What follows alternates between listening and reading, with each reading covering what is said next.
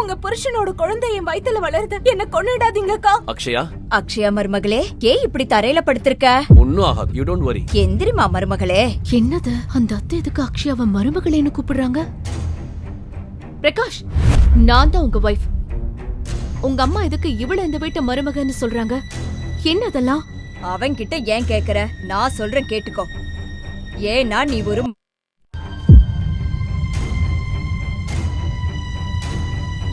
வம்சத்தை வளர்க்க துப்பில்லாத நீ எல்லாம் ஒரு பொண்டாட்டியா? அவதான் இந்த வீட்டு மருமக, என் வாரிசு தரப்போறவ. பிரகாஷ், அக்ஷயா வயித்துல வளர்ற குழந்தை அது உங்களோடதா? ஆமா, இனிமே அக்ஷயா தான் என் கூட இருப்பா. நீ டிவோர்ஸ் கொடுத்துட்டு இங்கிருந்து கிளம்பலாம். பிரகாஷின் அந்த பதிலை கேட்ட நித்யாவின் மனது சுக்குநூறாக உடைந்து சிதறியது. தன் சொந்த தங்கையாகவே நினைத்து பாசம் காட்டியவள் இன்று தன் கணவனுக்கே இரண்டாம் தாரமாக வந்து நிற்பதை அவளால் ஜீரணிக்க முடியவில்லை. வெக்கமால? நீ எல்லாம் ஒரு பொம்பளையா? உன் சொந்த அக்கா வாழ்க்கையை அழிக்க உனக்கு அசிங்கமா இல்ல? மறந்து போச்சா நானும் மாமாவும் எவ்வளவு கஷ்டப்பட்டு உன்னை வளர்த்தோன்னு? நீ வெளிநாடு போய் நல்லா படிக்கணும், உன் எதிர்காலம் நல்லா இருக்கணும்னு என் வாழ்க்கை முழுசும் தியாகம் பண்ணனே. ஆனா நீ உன்னோட இந்த அழகு வச்சு என் வாழ்க்கையவே எரிக்க பாக்குறியா? நிறுத்து உன் தியாக நாடகத்தை. நீ பண்ணதெல்லாம் உன் கடமை. அதுக்காக இப்போ நீ தியாகி வேஷம் போடாத. நான் உன்னை இப்ப சின்ன பொண்ணு இல்ல. எனக்கு தலை வலிக்குது. உன்னோட இந்த ஓவர் ஆக்டிங்க முதல்ல நிறுத்து. டிராமாவா? போது, நிறுத்து எல்லாத்தையும். அக்ஷயாவை இன்னும் டென்ஷன் பண்ணுன, அப்புறம் நான் கெட்டவன் ஆயிடுவேன். டிவோர்ஸ் பேப்பர் ரெடி ஆகிற வரைக்கும் உன் திங்ஸ் எல்லாத்தையும் எடுத்துக்கிட்டு போய் வேலைக்காரங்க ரூம்ல தங்கிக்கோ. அக்ஷயாவை நீ தான் கவனிச்சுக்கணும், புரிஞ்சுதா? ஆமா கண்ணா, நீ சொல்றதுதான் சரி. என் வம்சத்தை வளர்க்க போற மருமகளுக்கு எந்த குறையும் வரக்கூடாதுன்னு இவகிட்ட சொல்லிடு. இல்லனா இவளை நான் சும்மா விட மாட்டேன். ஒரு பொண்ணா இருந்துட்டு இன்னொரு பொண்ணை இவ்ளோ கேவலமா எப்படி உங்களால பேச முடியுது? எனக்கு தாயாகிற தகுதி இல்லனா அதுக்கு IVF மாதிரி எவ்வளவோ வழி இருக்கு. அதுக்காக என் வாழ்க்கையை அழிக்க வேண்டிய அவசியம் இல்லையே. அத்தை, நீங்களும் ஒரு வாரிசு வேணும்னு ஆசைப்பட்டுதானே அக்ஷயா கூட சேர்ந்து இந்த மாதிரி பண்றீங்க. ஆனா நான் மனசார வேண்டிக்கிறேன், நீங்க எதிர்பார்க்கிற இந்த வாரிசு கனவு என்னைக்குமே நிறைவேறாது. போதும், நிறுத்து. ஒரு வார்த்தை பேசாத. உன் திங்ஸ் எடுத்துட்டு சர்வெண்ட் ரூமுக்கு போ, புரிஞ்சுதா? பிரகாஷ், பிரகாஷ், நான் உன்னோட வைஃப். டிவோர்ஸ் ஆகிற வரைக்கும் தான் நீ என் வைஃப். வா போகலாம். பிரகாஷின் அலட்சியத்தை மௌனமாக ஏற்றுக்கொண்டு நித்யா தன் அறைக்குள் நுழைகிறாள். சிறு வயதிலிருந்தே அமைதி அவளுக்கு அடையாளமாகி போனது. நீண்ட நாட்களுக்கு முன்பே தாயை இழந்த நித்யாவை அந்த தாய்மையின் ஏக்கம் தெரியாமல் வளர்த்தவர் அவளுடைய மாமா. சென்னையின் ஒரு சிறிய அறையில் வறுமை வாட்டினாலும் பாசத்திற்கு மட்டும் குறைவிருக்கவில்லை. அங்குதான் தன் மாமா மகள் அக்ஷயாவுடன் வளர்ந்தாள் நித்யா. தன் படிப்பை தியாகம் செய்து நித்யாவை படிக்க வைத்த மாமாவின் தியாகத்திற்கு மத்தியில் அக்ஷயாவின் உருவில் ஒரு தீரா பகை வளர்ந்தது. இன்று நித்யாவின் புகுந்த வீட்டில் அவளை தன் கணவனிடமிருந்து பிரிக்கவும் அவமானப்படுத்தவும் அக்ஷயா விஷத்தனமான சதித்திட்டங்களை தீட்டி வருகிறாள். பிரகாஷ் பேபி, பிரகாஷ் பேபி, தொண்டை ரொம்ப காஞ்சு போயிருக்கு. நித்யா, போய் அக்ஷயாக்கு குடிக்க ஜூஸ் கொண்டு வா. அக்ஷயாவின் முகத்திரையை கிழித்து எறிய வேண்டும் என்ற ஆத்திரம் நித்யாவின் மனதிற்குள் எரிமலை போல பொங்கியது. ஆனால் அக்ஷயாவின் வயிற்றில் வளரும் அந்த உயிர் மற்றும் பிரகாஷின் கட்டுக்கடங்காத கோபத்தை நினைத்து பார்த்து நித்யா தன்னைத்தானே கட்டுப்படுத்திக் கொள்கிறாள். யாருக்கு இந்த ஜூஸ் எடுத்துட்டு போற? அத்தை, இத அக்ஷயாக்கு தான் எடுத்துட்டு போறேன். இதை இங்க வே. நீ இதை எடுத்துட்டு போக வேண்டாம். அந்த ஜூஸ்ல ஏதாவது விஷத்தை கலந்து அவளை கொல்லவா? என் பேரை பிறக்கிறதுக்கு முன்னாடியே அவனை தீத்து கட்ட பாக்குறியா? தீனு. Yes ma'am. இந்த ஜூஸ கொண்டு போய் அக்ஷயா கிட்ட கொடு. அத்தை, நான் பிரகாஷ் மனசு ஜெயிக்க எவ்வளவோ ட்ரை பண்ண. ஆனா அவர் என் பக்கத்துல கூட வரல. இதுக்கு நான் என்ன பண்ண முடியும்? நீ ஒரு படிக்காத முட்டாள். உன்னையெல்லாம் என் வீட்டு நாய் கூட நெருங்காது. உனக்கு அழகுனா என்ன, நாகரிகம்னா என்னன்னு தெரியுமா? உன் தங்கச்சிய பார்த்து ஏதாவது கத்துக்கோ. என் மாமனாருக்கு உன்கிட்ட என்ன பிடிச்சதுன்னு தெரியல. என் மகன் வாழ்க்கைய வீணடிச்சிட்டாரு.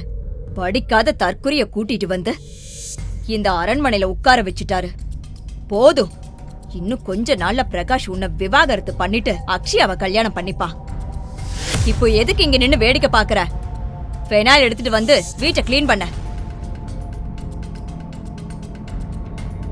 வீடு முழுவதையும் துடைத்து சுத்தம் செய்து களைப்பு ஒருபுறம் இருந்தாலும் எப்படியாவது பிரகாஷிடம் பேசிவிட வேண்டும் என்று அவன் அறைக்குள் நுழைகிறாள். தன் மனதிற்குள் தைரியத்தை வரவழைத்துக் கொண்டு அவனிடம் பேசத் தொடங்குகிறாள். பிரகாஷ், உங்களுக்கும் எனக்கும் இடையில இருக்கிற ரகசியம் உங்களுக்கு நல்லாவே தெரியும். அதையும் மீறி நீங்க அக்ஷயாவை கல்யாணம் பண்ணிக்க போறீங்களா? நீ அப்படி நினைச்சா இங்கிருந்து கிளம்பலாம். உன்னோட தந்திரத்தால எதையாவது சாதிக்கலாம் நினைச்சா அது நடக்காது. நீ நினைக்கிறது நடக்க நான் விட மாட்டேன். தந்திரமா? பிரகாஷ், உங்க தாத்தா அந்த நிபந்தனையை போடலனா நான் உங்களை கல்யாணம் பண்ணிருக்கவே மாட்டேன். எனக்கு எல்லாம் தெரியும் நித்யா.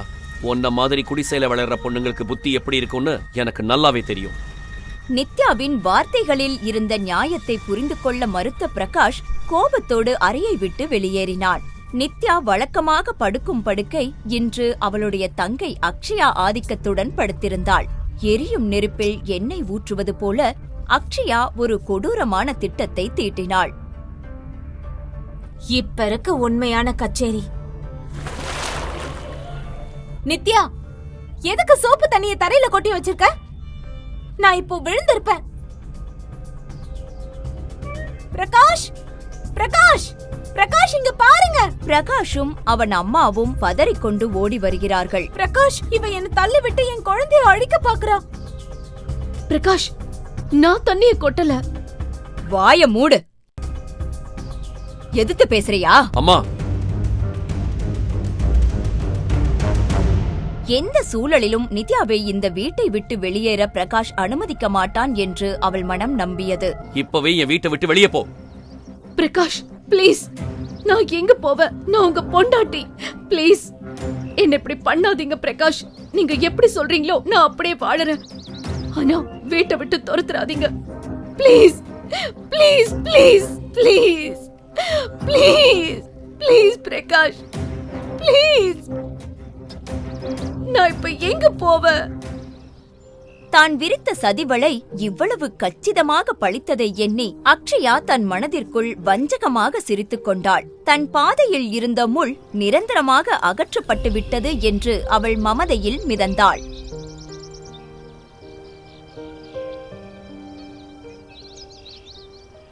சிறிது நேரத்தில் திடீரென ஒரு விலை உயர்ந்த காரின் ஹாரன் சத்தம் அங்கிருந்தவர்களின் கவனத்தை ஈர்த்தது. நித்யா அந்த ஆடம்பரமான ஆடி காரின் அருகே சென்றபோது உள்ளே இருந்த நபரைக் கண்டு திகைத்து நின்றாள். கார் கதவு அடைக்கப்பட்ட அடுத்த நொடி அந்த சொகுசு வாகனம் மின்னல் வேகத்தில் பறந்தது. கார் புறப்படும் போது உள்ளே இருந்தவரின் முகத்தை பார்த்த பிரகாஷிற்கும் வசுந்தராவிற்கும் அதிர்ச்சியில் காலடியில் இருந்து பூமி நழுவுவது போல் இருந்தது. யாரது நித்யாவை அழைத்துச் சென்றது? நித்யா அக்ஷயாவின் கேள்விகளுக்கு பதிலளிப்பாளா? வந்தது அவளது விடிவெள்ளியா அல்லது அடுத்த சதிவளையா? நித்யாவிற்கும் பிரகாஷிற்கும் இடையிலான ரகசியத்தை அவள் வெளிப்படுத்துவாளா? காரில் இருந்த நபரை பார்த்ததும் நித்யா தேம்பி அழத் தொடங்கினாள். அது அவளுடைய தோழி ஜெனி. ஜெனி அவளை கட்டி அணைத்துக் கொண்டாள்.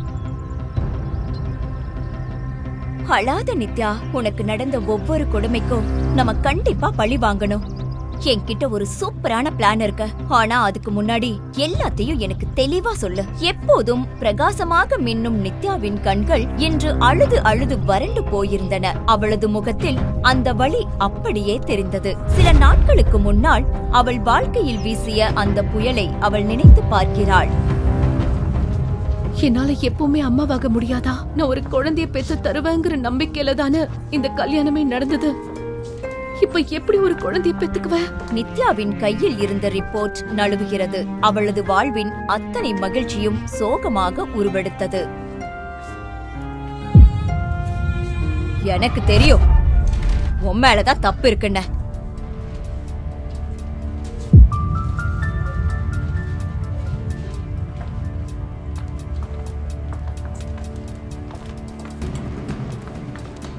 அதனாலதான் 4 வருஷமா உன்னால குழந்தை பெத்து தர முடியல. அத்தை, அத்தை ப்ளீஸ் வீட்டுக்கு போய் பேசிக்கலாம். ஏன் இங்க பேச வெக்கமா இருக்கா? 4 வருஷமா என்ன பாட்டியாக்க முடியலன்னு உனக்கு வெக்கமா இல்லையா? நீ எப்ப என் குடும்பத்துக்குள்ள வந்தியோ அதுல இருந்து என் குடும்பத்துக்கு நேரமே சரியில்லை. நித்யா தனது மாமியார் திட்டுவதை பொறுத்து கொண்டு அமைதியாக நின்றாள். நித்யா தனது கணவன் ஹாஸ்பிட்டல் காரிடரில் வருவதை கண்டாள். பிரகாஷ், பிரகாஷ், என்னோட ரிப்போர்ட்ஸ பாத்தியா? பிரகாஷ் அவளை உதறிவிட்டு எக்ஸைட்மென்ட்டுடன் தன் அம்மாவை நோக்கி ஓடுகிறான். அம்மா, ரிப்போர்ட் பாசிட்டிவ். அவள் மாமியாரின் கோபம் திடீரென்று சந்தோஷமாக மாறியது. கடவுளோட அருளால என்னோட கனவு நடவாக போகுது. பிரகாஷ் மற்றும் மாமியாரின் இந்த திடீர் மாற்றத்தை கண்டு நித்யா குழப்பமடைந்தாள். அவளால் எதையும் புரிந்து கொள்ளவோ பேசவோ முடியவில்லை. அந்த நேரத்தில் நித்யாவின் உறவினரான அக்ஷயா அங்கே வந்து மாமியாரின் பாதங்களை தொட்டு வணங்கினாள். போது போது நல்லா இருமா, உன்னாலதான் என் கனவு நிஜமாக போகுது. இப்பதான் என் மனசு நிறைவா இருக்கு. பிரகாஷோட வம்சத்தை சுமந்த அடுத்த தலைமுறைக்கு கொண்டு போக போற.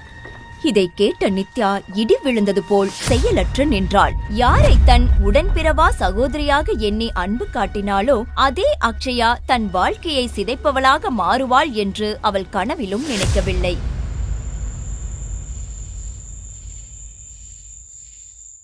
நீ மத்தத பத்தி சொல்றதுக்கு முன்னாடியே ஹாஸ்பிட்டல் ஸ்டாஃப் என்கிட்ட எல்லாம் சொல்லிட்டாங்க. உன் புகுந்த வீட்டு ஆளுங்களுக்கு என்ன பெரிய ஆளுங்கன்னு நினைப்பா? இப்பவே போலீஸ் ஸ்டேஷன் போலாம். ஜெனி, என் தலையெழுத்தை யாராலையும் மாத்த முடியாது. நான் முன்னாடியே சொன்னேன், பிரகாஷ் அவ்வளோ நல்லவ மாதிரி தெரியல என்ன. அதான் நான் இந்த நிலைமையில இருக்கேன். ஜெனி, நீ எப்பவும் சொல்லுவல்ல எல்லாம் மறந்துரும்னு. இன்னைக்கு என் கவலை எல்லாம் மறக்கணும். வா போலாம்.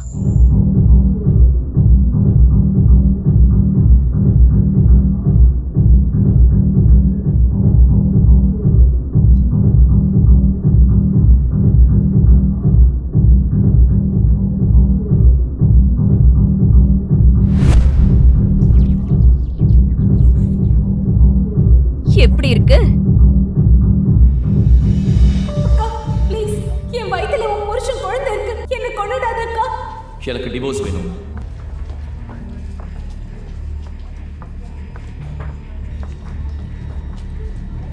என்ன பண்ற? எவ்வளவுதான் குடிப்ப? வெயிட்டர், வெயிட்டர்,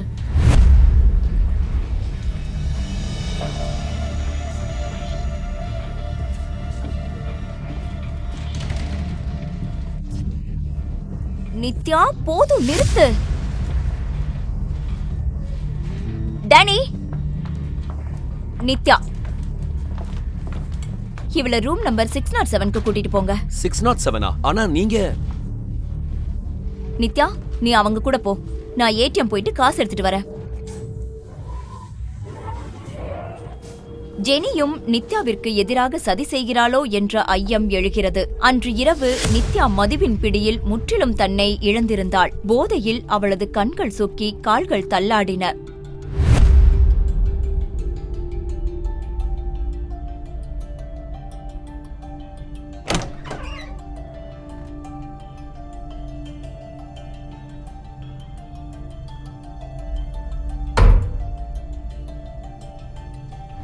ஜெனி காட்டிய அறைக்குள் நித்யா நுழைந்தபோது அங்கு ஏதோ விசித்திரமாக இருப்பதை உணர்ந்தாள்.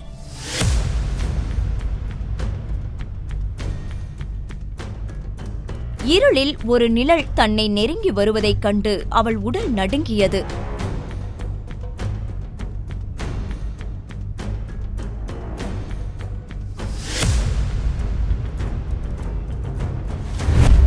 அந்த அறையில் தான் மட்டும் தனியாக இல்லை என்பதை அவளது ஆழ்மனம் எச்சரித்தது.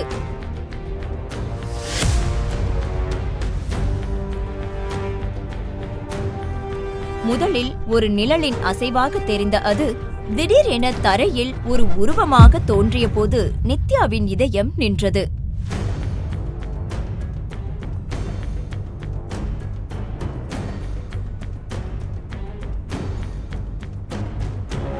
பயத்தின் உச்சத்துக்கே சென்ற அவள் அங்கேயே மயங்கி சரிந்தாள்.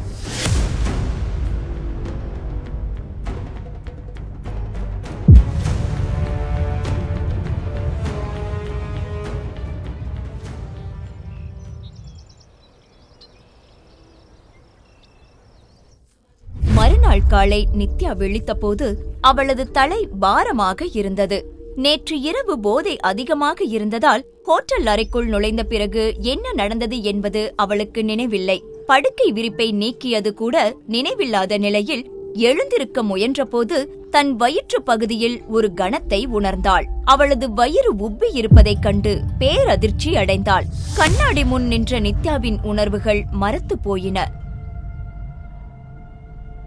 அவளது தோள்களிலும் முதுகிலும் விசித்திரமான தழும்புகள் இருந்தன. அவளது கனவில் கூட நினைக்க முடியாத ஒன்று மிக மோசமாக அந்த இரவு நடந்திருக்கிறது. என் வயிறு எப்படி இப்படி வீங்கி இருக்கு? இந்த தழும்புகள்லாம் எப்படி வந்தது? நேத்து நைட்டு என்ன நடந்தது? எனக்கு எதுவுமே ஞாபகம் இல்லையே. ஒரே ராத்திரியில் நித்யா எப்படி கர்ப்பமானாள்? அவளுக்கு என்னதான் நடந்தது? அந்த தழும்புகள் எதை குறிக்கின்றன? ஜெனியும் இதில் சம்பந்தப்பட்டிருக்கிறாளா? நித்யா யோசித்து பார்க்கிறாள். ஆனால் அவள் நினைவில் எதுவுமே இல்லை. என் போன் எங்க? அவள் தன் போனை பார்த்தபோது ஜெனியிடம் இருந்து 45 மிஸ்டு கால்கள் வந்திருப்பதை கண்டாள். இதற்கிடையில் மீண்டும் அழைப்பு வந்தது. நித்யா, நீ எங்க இருக்க?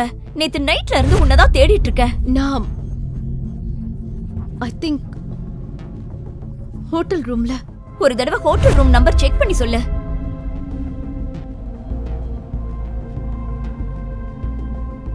607. ரூம் நம்பர் 607 என்பதை கேட்டதும் ஜெனி பெருமூச்சுடன் நிம்மதியடைந்தாள். சரி, ஓகே. வேகமாக நித்யா இருக்கும் இடத்திற்கு போனாள்.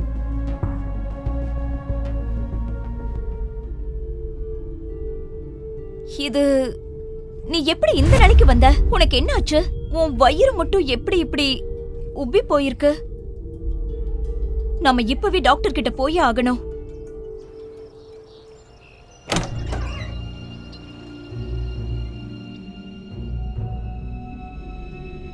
ரிப்போர்ட் வந்துருச்சு. நீங்க 7 months பிரெக்னண்டா இருக்கீங்க. ஒரு புறம் நித்யா திகைப்பில் ஆழ்ந்து போயிருந்தாள். யாரும் தொடாமல் ஒரே இரவில் தான் எப்படி 7 மாத கர்ப்பிணியாக மாற முடியும் என்று அவள் வியப்புடன் எண்ணினாள். ஜெனி சொல்ல முடியாத சந்தோஷத்தில் திளைத்தாள். ஜெனி, ப்ளீஸ் சொல்லு. நேத்து நைட் அப்படி என்னதான் நடந்தது? நேத்து நைட்டு உனக்கு என்ன ஆச்சுன்னு நான் சொல்றேன். ஆனா என்கிட்ட ஒரு கண்டிஷன் இருக்கு. என்ன கண்டிஷன்? ஜெனியின் கண்டிஷனை கேட்டு நித்யா சொன்னாள். என்ன ஜெனி பேசுற? நேத்து நைட்டு நடந்த கொடூரமான உண்மையை சொல்லாம கண்டிஷன் போடுற? உன்னோட இந்த நிபந்தனையை என்னால ஒத்துக்கவே முடியாது.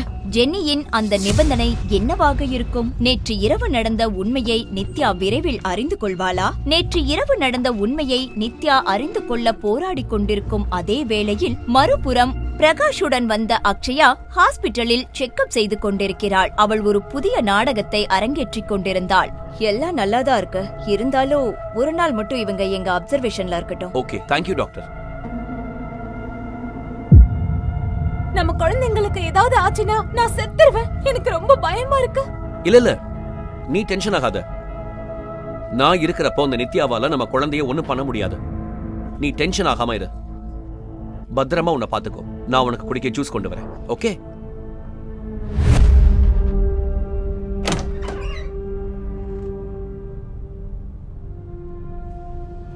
அந்த போட்டோஸ் ஏன் இன்னும் வரல? அந்த பொண்ணு இல்லாம நாங்க எப்படி போட்டோ அனுப்புறது? ராத்திரி போனா அந்த பொண்ணை தேடி பார்த்தாங்க. ஆனா அந்த பொண்ணு எங்கேயுமே இல்ல. அவ எங்க போனான்னு மட்டும் எனக்கு தெரியட்டும். அவ நிலைமைய நானே என்ன பண்றேன்னு மட்டும் பாரு. அந்த நேரத்தில் நித்யாவின் போனுக்கு ஒரு மெசேஜ் வந்தது. ரூம் நம்பர் 602ல 10 பேர் இருக்காங்க. அவங்க உனக்கு ஏதோ தப்பான காரியம் பண்ணணும்னு நினைக்கிறாங்க. அவங்கள அனுப்புனது வேற யாரும் இல்ல, அந்த அக்ஷயா தான். வாட்? அனாம், நீ யாரு? இதெல்லாம் உனக்கு எப்படி தெரியும்?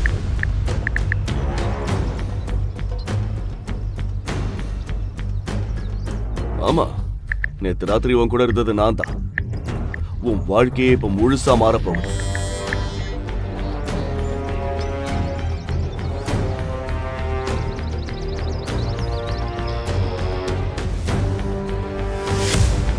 நேத்து ராத்திரி எனக்கு என்ன நடந்துச்சுன்னு உனக்கு தெரியுமா? ஒரே ராத்திரியில நான் எப்படி 7 மாசம் கர்ப்பமான?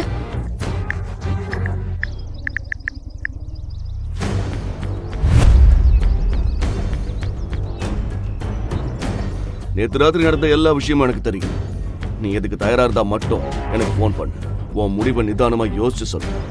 உனக்கு நடந்த எல்லா அநியாயத்துக்கும் நான் பழி வாங்குவேன். உன்னோட உரிமைகளை உனக்கு கண்டிப்பா மீட்டு தருவேன். இப்படிக்கு உன்னோட மிஸ்டர் ஷேடோ. யார் இந்த மிஸ்டர் ஷேடோ? நேத்து ராத்திரி என்னதான் நடந்துச்சு? ஏன் எனக்கு எதுவுமே ஞாபகம் வர மாட்டேங்குது? இந்த கேள்விக்கெல்லாம் அந்த மிஸ்டர் ஷேடோ ஒருத்தன் தான் பதில் சொல்ல முடியும். பயந்து போயிருந்த நித்யா கடைசியில் மிஸ்டர் ஷேடோவுக்கு போன் செய்தாள்.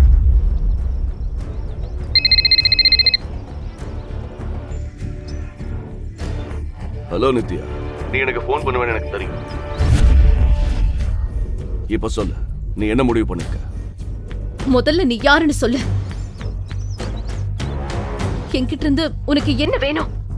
எனக்கு நடந்த அநியாயத்துக்கு நீ ஏன் பழி வாங்கணும்னு நினைக்கிற? நீ என்னோட ஃப்ரெண்டா இல்ல எதிரியா? அத காலம் தான் சொல்லணும். ஆனா ஒண்ணு மட்டும் ஞாபகம் வச்சுக்கோ, இப்போதைக்கு உன்னோட ஒவ்வொரு எதிரியும் என்னோட எதிரி தான். உனக்கு நடந்த அநியாயத்துக்கு நான் பழி வாங்குற வரைக்கும்.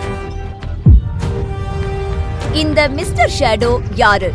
அவன் உன்கிட்ட இருந்து என்ன எதிர்பார்க்கிறான்? மிஸ்டர் ஷேடோ ஏன் நித்யாவுக்கு நடந்த அநியாயத்திற்கு பழி வாங்க வேண்டும் என்று நினைக்கிறான்? அன்று இரவு என்ன நடந்தது என்று தெரிந்து கொள்வாளா? நித்யா ஒரே நாளில் எப்படி 7 மாசம் கர்ப்பம் தரிக்க முடியும்? இந்த சதி திட்டத்தில் ஜெனியின் பங்கு என்ன? அவள் விதித்த நிபந்தனைகள் என்ன? நித்யாவின் வாழ்க்கையில் அடுத்து நிகழப்போகும் திருப்பங்களை அறிய அடுத்த எபிசோடை தவறாமல் பாருங்கள். பாக்கெட் எஃப்எம்மின் அனைத்து எபிசோடுகளையும் கேட்க பாக்கெட் எஃப்எம் ஆப்பை டவுன்லோட் செய்யுங்கள். லிங்க் டிஸ்கிரிப்ஷனில் கொடுக்கப்பட்டுள்ளது.